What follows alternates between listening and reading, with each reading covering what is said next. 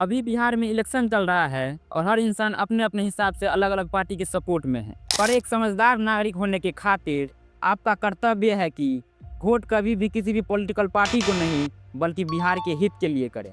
अब आप एक मैच्योर नागरिक की तरह सोचकर अपने वोट का सही इस्तेमाल कैसे कर सकते हैं, आइए बताते हैं। जैसे हमारे देश के बड़े बड़े संत और मुनि कह गए हैं, अगर नदी का पानी रुक जाए तो उसमें कचरा आकर जमा हो जाता है और नदी का पानी चालू रहे तो उसमें कचरा आता है और जाता है। इससे मेरा कहने का मतलब ये है कि एक समझदार और लोकतंत्र राष्ट्र के नागरिक होने के खातिर हमारा कर्तव्य है कि चाहे पॉलिटिकल पार्टी कितना ही अच्छा क्यों ना हो, उसे 10 साल से ज़्यादा पावर में नहीं रखना चाहिए। क्यों?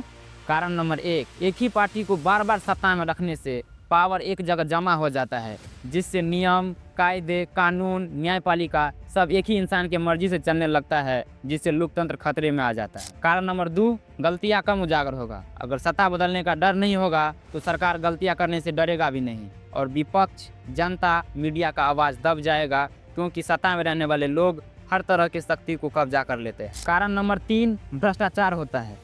सत्ता में रहने वाले लोग अपने संबंधी और दोस्तों को मंत्री बनाते हैं, सरकारी काम का ठेका बांटता है और ये समय के साथ गहरा होता रहता है और नुकसान जनता को उठाना पड़ता है। कारण नंबर 4, नए विचार नहीं आएगा। जब हर कोई पुराने तरीका से काम करेगा तो नए सुधार, नए विचार, नए योजना नहीं आएगा और सुधार और बदलाव रुक जाएगा। कारण नंबर 5, असमानता बढ़ता है।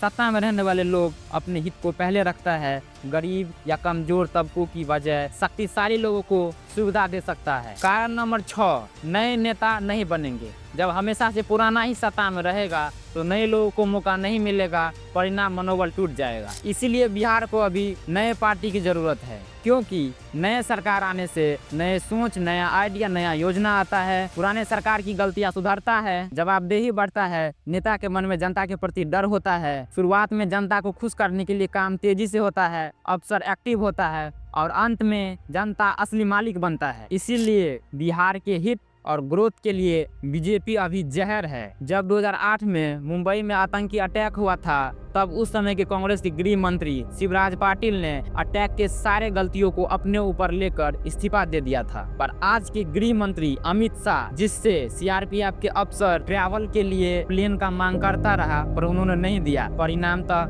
हमने अपने ही जमीन पे अपने 42 जवानों को खो दिए, बस बीजेपी की गलती की वजह से। पहलगाम में हमला हुआ, उसके बाद भी बंदरों जैसे शकल वाले अमित शाह इस्तीफा देने का नाम तक नहीं ले रहा है। उसके बाद भी आप बीजेपी को वोट दोगे तो आप वोट उसे दे रहे हैं जिन्होंने जवानों के छाती का लहू पिया है। आप उसे वोट दे रहे हैं जिन्होंने अग्निवीर योजना लाकर नौजवानों के भावनाओं के साथ खेला है। उम्मीद आज भी जिंदा है, पर बदलाव आपके वोट पर निर्भर करता है। धन्यवाद। जय मिथिला, जय बिहार।